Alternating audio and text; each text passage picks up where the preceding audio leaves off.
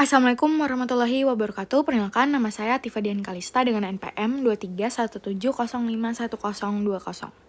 Pada kesempatan kali ini, saya akan menjelaskan materi pada pertemuan ke-9 mata kuliah Machine Learning untuk menggantikan pertemuan responsi yang saya sempat tidak masuk. Pada pertemuan 9 ini, kita akan membahas mengenai regresi linear. Di sini pokok bahasannya ada 3, apa itu regresi linear, jenis, metode, dan contoh penerapannya. Kita langsung masuk ke definisi regresi linear.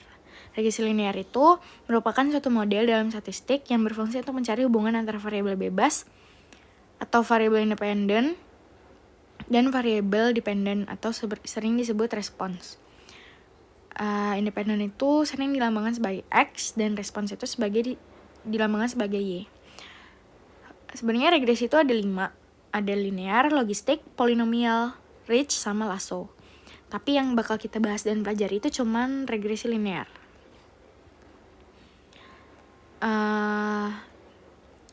Kita langsung masuk aja ke apa sih regresi linear itu. Dia itu sebagai algoritma yang menyediakan hubungan linear antara variabel independen dan variabel dependen untuk memprediksi hasil kejadian di masa mendatang.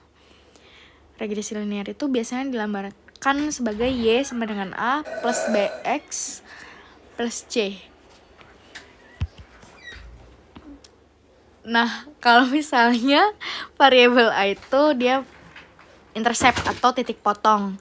Nah, kalau B itu konstanta dan C itu nilai error atau bias. Terus, analisis regression itu biasanya digunain pada deskripsi, kontrol, sama prediction atau prediction and estimation. Deskripsi itu pada descriptive analysis dia digunakan untuk menggambarkan atau menguraikan perilaku data secara aktual dengan memodelkan hubungan antara variabel independen dan variabel dependen. Nah, ini berguna banget dalam proses eksplorasi data dan pengambilan keputusan yang berbasis data. Terus dia pada kontrol analisis digunakan untuk alat bantu dalam mempengaruhi dan mengendalikan nilai dari variabel respon. Kita tuh bisa ngatur dan mengubah nilai variabel prediktornya. Terus di prediksi dan estimasi digunakan untuk memperkirakan sebuah nilai variabel dari data historis pada masa mendatang. Terus jenis regresi linear itu ada 2, ada sederhana sama berganda. Kalau sederhana itu ya dia variabel independennya sama dependen itu cuma 1. Kalau ganda dia ada beberapa variabel. Misal kalau yang tadi sederhana itu cuma ada nilai contohnya itu prediksi nilai ujian berdasarkan jam belajar. Nah, kalau yang ganda berdasarkan jam belajar dan jam tidur gitu. Terus untuk menyelesaikan kita bisa pakai metode least square, di mana dia meminimalkan jumlah kuadrat selisih atau error antara nilai aktual dan nilai prediksi.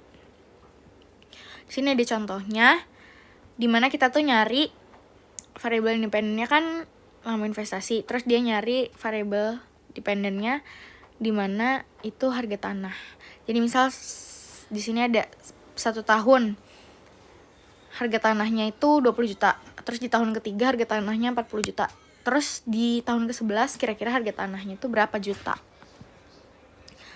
Dari penyelesaian di sini kita tuh bisa nyimpulin bahwa di tahun ke-11 kita tuh bisa dapat harga tanah jual itu di 92 juta rupiah. Di mana setiap X bertambah 1 tahun maka nilai Y-nya itu meningkat sebesar 7 juta rupiah. Mungkin itu aja yang bisa saya sampaikan mengenai pertemuan 9 ini. Dimana mungkin kita review ulang, regresi linear itu merupakan algoritma yang menyediakan hubungan linear antara variabel independen dan variabel dependen untuk memprediksi hasil kejadian di masa mendatang. Jadi ya intinya kita belajar linear regression itu untuk memprediksi kejadian di masa mendatang lah istilahnya. Terus digunakan untuk mendeskripsikan dimana untuk mengambil keputusan dan eksplorasi data, pengendalian di mana kita bisa ngendaliin faktor-faktor di masa mendatang dan memprediksi dan mengestimasi kejadian apa yang bisa terjadi di masa mendatang.